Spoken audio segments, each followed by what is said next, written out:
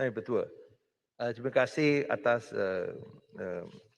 jemputan untuk memulakan perbahasan dalam sesi Parlimen khas ini. Saya amat kesal dengan menyaksikan bilangan jangkitan dan juga kematian yang mengerikan hari demi hari, yang mencecah rekod setiap hari. Dan pada masa yang sama, ekonomi adalah dalam keadaan terubang-ambing dan terbantut yang amat menakutkan. Dan adalah perlu untuk menyelamatkan bukan sahaja nyawa, tetapi juga mata pencarian dengan satu anjakan baru COVID-19 dan satu plan normalisasi ekonomi menerusi suntikan dana tambahan sebanyak 45 bilion ringgit dan juga moratorium pinjaman bank tanpa faedah sehingga akhir tahun 2021. Anjakan COVID-19 dan juga plan normalisasi ekonomi mestilah bergerak sejajar dengan bergerak daripada sekatan atau COVID sifar kepada satu dasar mitigasi yang menyesuaikan diri hidup bersama COVID dan beralih daripada sekatan pergerakan penuh kepada sekatan pergerakan bersasar yang boleh mengurangkan kesan ekonomi yang buruk. Pembukaan semula ekonomi secara berperingkat mestilah membatalkan perbezaan di antara perniagaan yang perlu dan tak perlu. Kerana ini adalah satu perbezaan palsu. Semua perniagaan adalah perlu kerana mereka mahu hidup dan dapat pendapatan. Serta juga memasukkan pengeluaran surat kebenaran daripada MITI dan juga kebencian yang selalu disalahgunakan. Ini juga harus dihapuskan. Plan normalisasi ekonomi akan membenarkan ekonomi dibuka semula. Kerana pada tahun 2020, kita boleh anggap ini adalah satu tahun di mana sasaran ekonomi tersasar. Diunjurkan defisit bajet sebanyak 6%, tetapi sebenarnya 6.2%. Kadar pengangguran adalah dianggarkan 4.2%, tetapi yang sebenarnya adalah 4.5%. GDP dianggap akan susut sebanyak 5.5%, tapi susut 5.6%. Sasaran ekonomi Malaysia untuk tahun ini juga akan mengulangi sasaran tersasar seperti yang berlaku pada tahun 2020. Contohnya, defisit bajet akan diturunkan daripada ramalan 5.4%, sebaliknya akan naik kepada 7%. Kadar pengangguran tidak akan dikurangkan kepada 3.5% seperti mana yang diramalkan pada belanjawan 2021, tapi dijangka naik kepada 5%. Utang dan juga liability dijangka akan melebihi 1.3 trilion ringgit.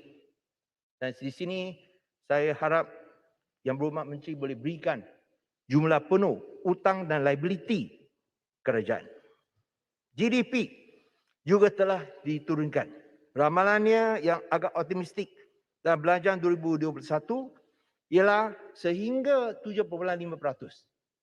Tapi kini dijangka diturunkan kepada 4%. Sungguh pun melaksanakan 8 pakej rangsangan ekonomi sebanyak 530 bilion ringgit dan belanjawan 2021 sebanyak 322.5 bilion ringgit, iaitu belanjawan yang paling besar dalam sejarah Malaysia. Dengan kata lain, ekonomi kita tidak akan menjalani normalisasi pada akhir 2021 dan tetap akan lebih kecil berbanding dengan akhir 2019, iaitu tahun terakhir Pakatan Harapan menjadi kerajaan. Penguncupan ekonomi sebanyak 5.6% pada tahun 2020 telah menjejaskan perniagaan kecil dan juga pekerja biasa, khususnya IKS. Sumbangan IKS atau industri kecil dan sederhana kepada GDP atau KDNK telah susut sebanyak 7.3% pada tahun 2020 mengikut Jabatan Perangkaan. Susutan 7.3% ini adalah lebih tinggi daripada perniagaan bukan SME, di mana mereka turun sebanyak 4.6% saja. Inilah kali pertama sumbangan SME atau IKS kepada GDP adalah lebih rendah berbanding dengan GDP negara dan juga sumbangan perniagaan bukan SME sejak tahun 2004. So bermakna kalau perniagaan besar kesannya tidak begitu buruk berbanding dengan SME. Kita lihat sumbangan SME kepada GDP untuk 2020 adalah 38.2%. Berbanding dengan 2019, 38.9%. Ini menunjukkan impak besar negatif ke atas isi rumah negara kita. Kerana SME ada 1 juta SME dan mereka merangkumi 98.5% syarikat-syarikat di Malaysia. So, kesannya besar kerana mereka juga menggajikan 7.3 juta rakyat Malaysia pada tahun 2020 yang merupakan 48% daripada semua pekerja di Malaysia. Bila IKS gagal, kadar pengangguran akan naik lebih tinggi daripada 4.5% sekarang. Mengapa kerajaan boleh begitu yakin bahawa 8 pakej rangsangan ekonomi sebanyak RM530 bilion dan belanjawan 2021 sebanyak RM322.5 bilion boleh menyelamatkan 1 juta SME ini? Satu kajian daripada Kementerian Pembangunan Usahawan dan Koperasi pada 4 hari bulan Jun melaporkan bahawa 90% daripada SME dan mikro menghadapi risiko gulung tikar. Association of SME juga mendedahkan bahawa 100,000 SME telah gulung tikar tahun lepas dan 50,000 lagi SME menghadapi risiko gulung tikar dalam tahun ini. Sejak MCO pertama dikenakan pada tahun lepas, Malaysia menghadapi kerugian ekonomi yang dianggarkan sampai atau sekurang-kurangnya RM500 bilion. Dan ini begitu sukar dan menyulitkan untuk SME dan pekerja biasa yang menanggung beban yang besar, lebih besar berbanding dengan syarikat besar. Itulah sebab utama mengapa 8 pakej rangsangan ekonomi sebanyak RM530 bilion tidak berkesan adalah kerana suntikan dana secara langsung hanya RM83 bilion saja. Dengan bakinya diberikan dalam bentuk pinjaman, jaminan dan insentif bukan kewangan. Apakah gunanya memberikan potongan cukai bila perniagaan tak ada untung langsung kerana tak ada pendapatan oleh kerana PKP ini? Ini bagi pun tak bermakna. Adalah satu keperluan untuk membuat satu anjakan ekonomi, merangka satu plan normalisasi ekonomi untuk membenarkan ekonomi membuka semula supaya negara boleh balik ke normal kepada tahap 2019. Formula lama atau kaedah lama untuk memberikan bantuan one-off tidak boleh diterima pakai lagi kerana ini hanya financial band-aid dengan izin. Dan tidak akan melindungi mata pencarian pekerja biasa dan juga rakyat Malaysia yang menghadapi masalah kewangan.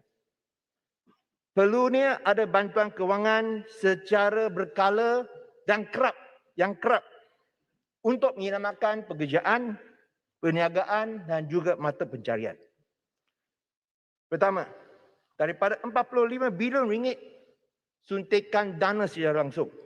35 bilion ringgit harus digunakan untuk membantu perniagaan boleh terus kekal, survive dalam bentuk subsidi utility, upah dan sewa. Insentif gaji dan juga pengambilan kerja untuk mewujudkan pekerjaan baru. Geran kewangan, insentif kewangan bukanlah pinjaman atau jaminan kerana banyak yang tidak layak kerana mereka tak ada sebarang pendapatan. YB Bagan, mohon Pasir Gudang 1 minit mencelah YB. Ya, sekejap saya habis ini nanti saya bagi. Terima kasih. Industri pelancongan kehilangan 100 bilion ringgit dalam tahun lepas dan dijangka menghadapi kerugian yang sama. Tapi tidak ada sebarang bantuan untuk membolehkan industri yang menyumbangkan 16% kepada GDP untuk terus hidup. Ia macam bayi yang dibuang. Bayi yang dibuang tanpa sebarang bantuan yang bermakna. Kedua, moratorium pinjaman bank tidak bermakna tanpa dikecualikan faedah. Dan juga tidak hanya diberikan kepada individu tetapi juga harus diberikan kepada syarikat. Impak negatif kepada pendapatan bank adalah kecil saja. Dijangka di antara 0.5% kepada 6% untuk kebanyakan bank.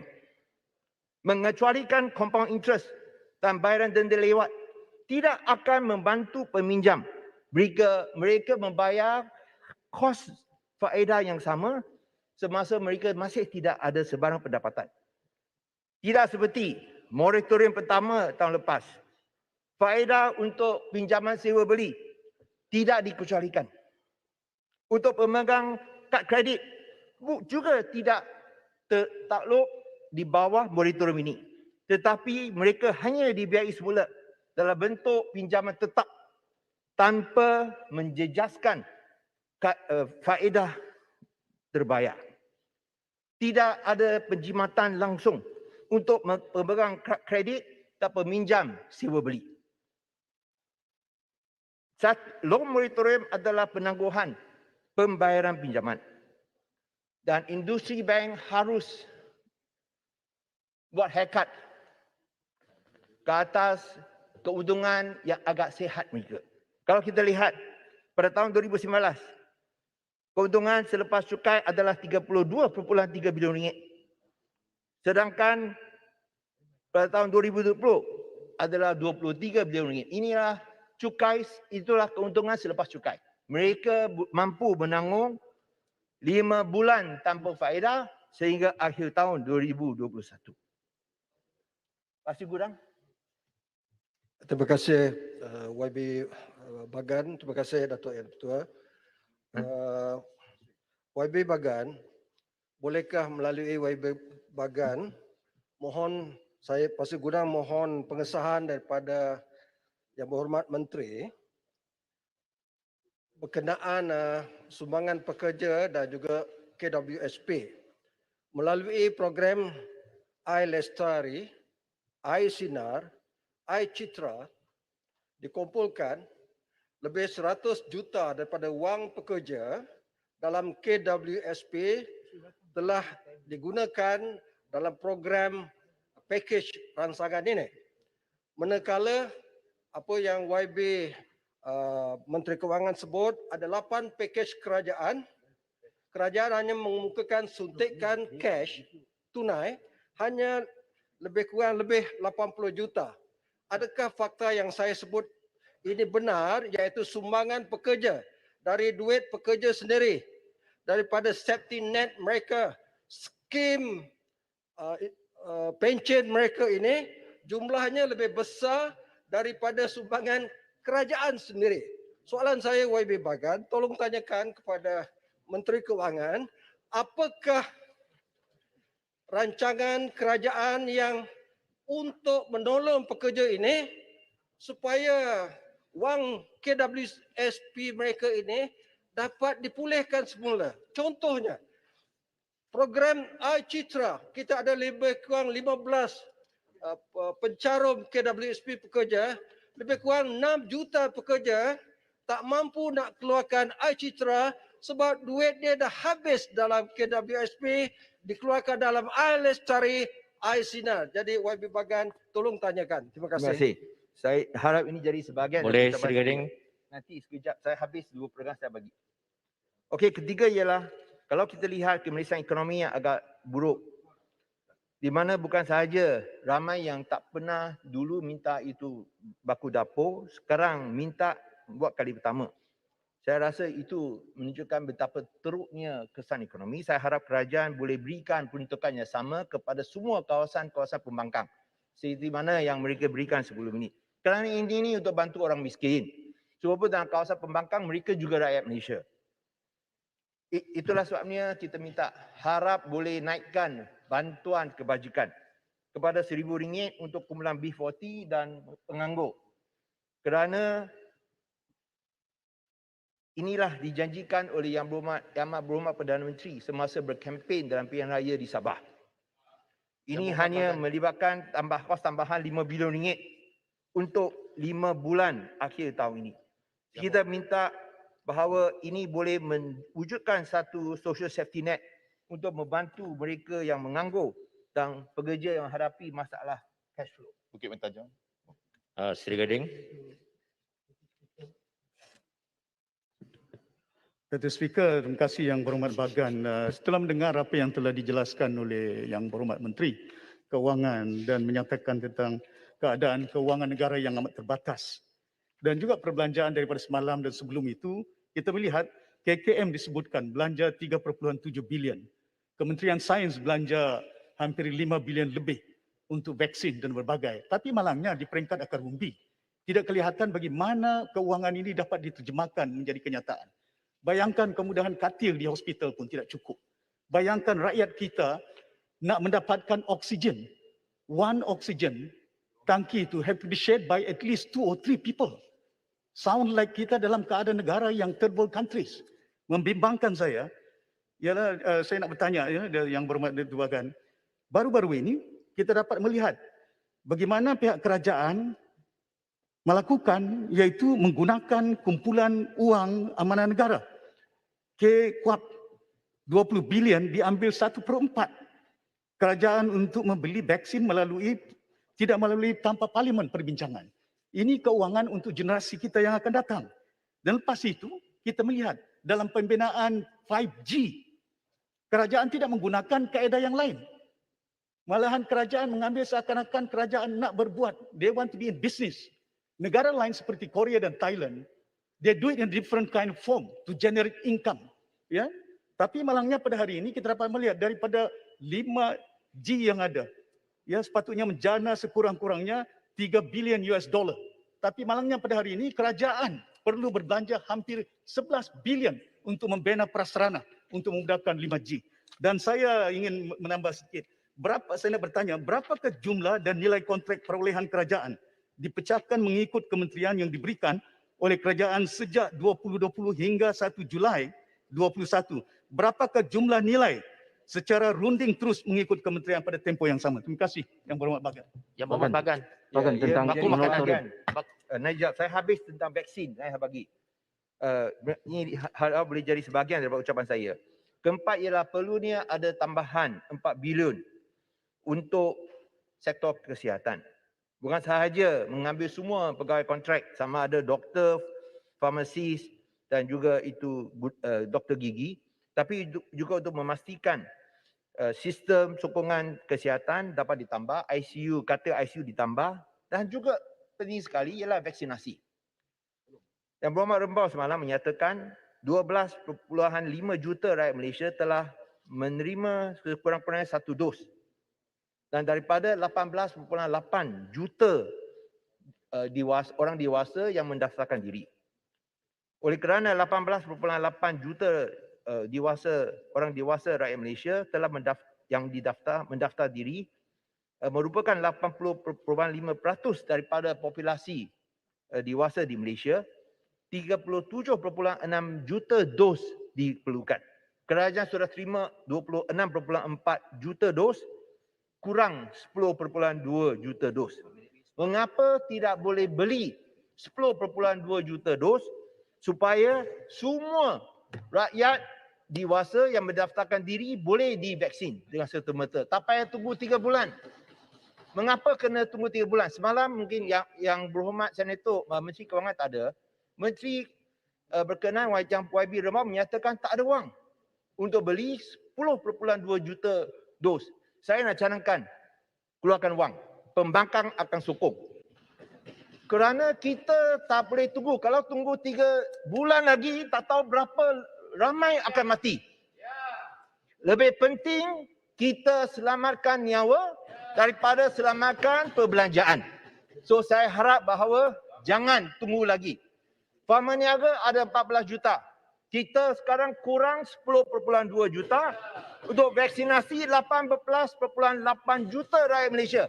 Beli daripada farma niaga. Kosnya dianggapkan 1.5 bilion.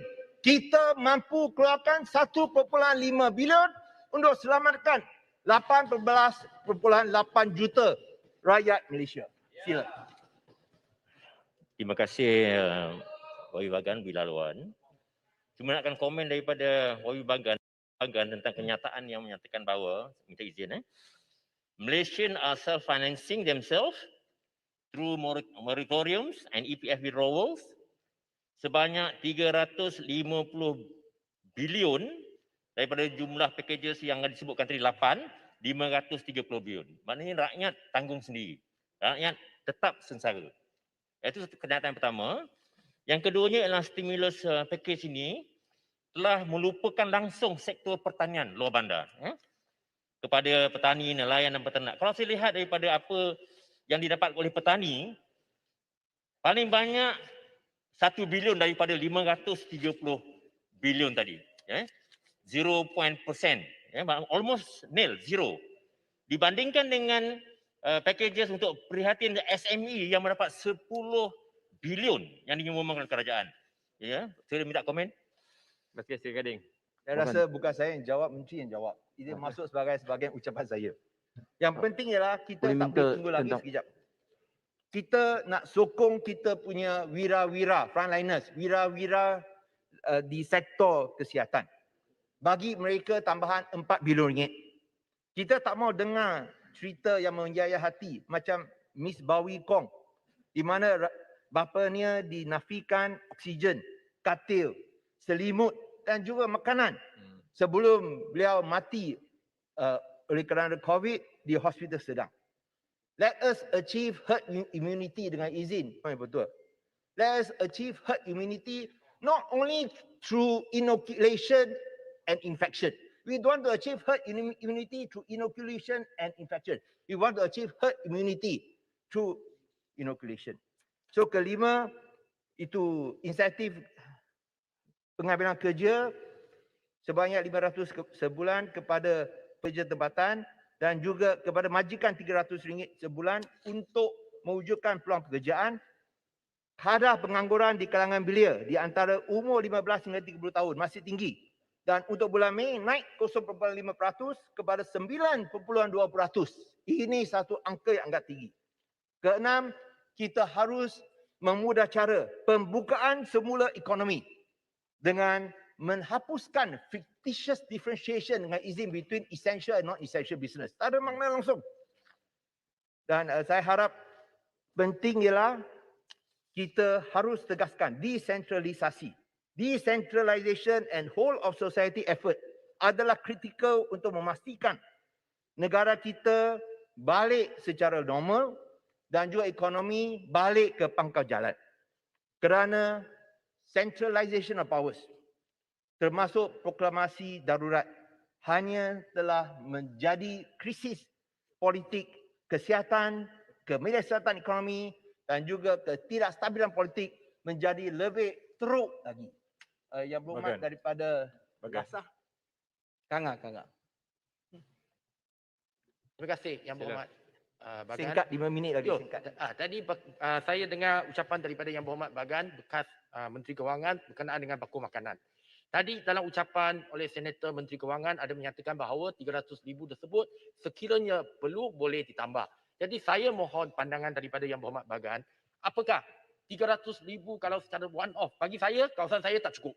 Saya rasa semua di sini bersetuju, semalam Arau pun ada cerita, kalau boleh, kerajaan bagi setiap bulan sehingga seluruh negara masuk ke fasa 4 Pelan Pemulihan Negara. Sebab kalau fasa 4 tu semua dah boleh kerja. Jadi kalau boleh kita bagi setiap kawasan melalui pejabat ahli parlimen, cuma bukan saja untuk baku makanan, tapi untuk benda-benda yang berkaitan dengan COVID-19 termasuk ujian kit tersebut. Terima kasih Yang Berhormat. Bagan, Kota Kang minta Melaka. sikit. Ya. Nanti Kota Melaka, Kang Terima Gah. kasih, Bagan. Singkatlah. Saya nak tanya kepada Menteri, berapakah peminjam yang telah membuat permohonan untuk mendapatkan moratorium kali ini? Dan berapakah telah diluluskan, berapa telah diterima oleh peminjam? Sebab saya lihat ya, banyak bank telah keluarkan moratorium yang baru kepada mereka, plan mereka, tetapi membebankan mereka. Ini diaku oleh bank sendiri. Sebagai contoh, ya, ini surat letter offer untuk moratorium kali ini. Bank sendiri mengatakan, please take note that the approved plan offered will incur additional borrowing costs due to the deferred installments. Jadi di sini jangan kerajaan bangga dengan moratorium yang telah diberikan. Sebab itu bukan moratorium yang benar-benar moratorium. Yang kita nak ialah jangan kenakan interest. Terima kasih. Terima kasih Ketua Melaka. Angga. Sikit Bagan Angga. kita pakej bantuan ni dia tak harus kita lihat terpisah daripada perbelanjaan keseluruhan termasuk belanjawan. Cuma saya nak sebut dalam belanjawan yang lepas saya bangkitkan kepada Menteri Kewangan, kita kurangkan perbelanjaan sosial dan juga subsidi sebanyak 3 bilion. Tapi masa tu Menteri Kewangan dia mengelak terjawab, dia kata kita banyak bagi bantuan pakej-pakej ini. Apa yang saya nak sebut dalam pengalaman saya bila saya turun dalam satu kes di Kampung Hutan Melintang, Dun Kayang di bawah Parlimen Kanga. Bila saya pergi jumpa dengan makcik ni, dia kata dia punya bantuan bulanan daripada JKM dah ditarik balik. Ditarik balik. Apa sebab dia? Sebab anak dia dulu yang bekerja, anak dia dah hilang kerja semasa PKP, anak dia balik oleh kerana anak dia sekarang duduk dengan dia, jadi dia sudah tidak dinilai sebagai tidak layak lagi untuk menerima bantuan JKM. Inilah kesan dia yang saya cuba tanyakan kepada Menteri Kewangan, kat mana belanja sosial dan juga subsidi ditarik balik. Terima kasih, Kang. Jadi saya minta ini dipertimbangkan untuk diperbetulkan. Terima kasih. Pulai. Terima kasih Bagan. Terlanjur Menteri Kewangan ada di sini. Saya minta supaya ada penjelasan berapa sebenarnya yang kita bayar untuk vaksin. Sebab 415,000 dihadiahkan oleh United Kingdom. Jepun 1 juta. US 1 juta. Kita dapat banyak lagi vaksin yang diberikan secara percuma. Maka saya rasa dengan imbuhan itu lebih banyak yang boleh kita berikan lagi kepada rakyat Malaysia. Terima kasih. Terima kasih. Ini semua jadi sebahagian dari ucapan saya. Saya pasti Yang Berhormat Menteri Kewangan yang mampu jawab ini akan gulung dengan baik nanti. Sila Bagan 2 Yang minit. akhirnya, Bagan ya 2 saya minit. tahu. Yang satu ialah tentang itu pemasuhan itu ordinan darurat. Implikasi kewangannya besar. Kerana ada 2 ordinan darurat berkaitan dengan Kementerian Kewangan. Satu ialah KUAN, di mana 5 bilion ringgit diangkat untuk membeli vaksin. Satu lagi ialah di mana perbelanjaan boleh diluluskan oleh Perdana Menteri tanpa Parlimen. Iaitu sama ada bajet perbekalan ataupun perbekalan tambahan supplementary budget. So sekarang apakah implikasi bila ia disebut dimasukkan? Sama ada dimasukkan atau dalam proses, saya pun keliru. Kerana itu pihak Menteri Undang-Undang cakap dimasukkan, tapi Menteri Wilayah Persekutuan cakap dalam proses. Hadir mesyuarat yang sama tapi keluar cakap lain. Adakah mereka hadir mesyuarat yang sama tak? So itu yang jadi masalah. So apakah implikasi kewangan? Daripada KUAN ini berapa dibelanjakan? Dan kalau ada kekurangan, shortfall, macam mana pihak kementerian akan cari punca yang baru, sumber yang baru untuk buat imbuhan balik. Kerana ini satu perkara yang penting. Di sini, Tuan Ketua, saya harap bahawa Bagan, Kepong. ya, Kepong nak macam tak? Dah tak sempat ke bang? Tak sempat. Kepong, sekejap lah Kepong. Saya nak tanya sama ada kerajaan ada plan tak untuk memberi vaksin jenis Johnson & Johnson iaitu jenis 1 dos seusai sudah ini boleh membantu warga asing yang tanpa dokumen. Mereka dapat 1 dos tak payah pulang untuk kembali second dose. Terima kasih. Ya. So akhirnya saya nak gulung terima kasih. Harap ini semua yang diharapkan oleh rakyat ialah kita harap vaksin boleh sampai cepat. Kalau perlu gunakan dana yang sedia ada untuk beli lebih banyak. Tak payah tunggu sampai bulan Oktober. Kalau boleh kita tempah dan beli dan harap dia boleh sampai hari ini juga. Bulan ini juga. Kerana jangan kita ulangi kesilapan tahun lepas. Di mana kerana kita lambat tempah akhirnya vaksin lambat sampai yang mengakibatkan kematian yang begitu tinggi, kes jangkitan yang begitu tinggi. Sudah sampai masanya kita mengakui kesilapan yang berlaku sebelum ini. Dan sekiranya hati terbuka, bersedia untuk kerjasama dengan semua pihak. Seperti yang saya sebut, pembangkang sedia berikan kerjasama, berikan peruntukan tambahan 1.5 bilion ringgit untuk beli 10.2 juta dos vaksin yang perlukan untuk pastikan semua yang daftar boleh dapat dengan segera supaya kita boleh bina sebuah negara yang normal dan lebih baik lagi. Sekian, terima kasih. Terima kasih Yang Berhormat. Ya, peraturan bersolat. Peraturan bersolat.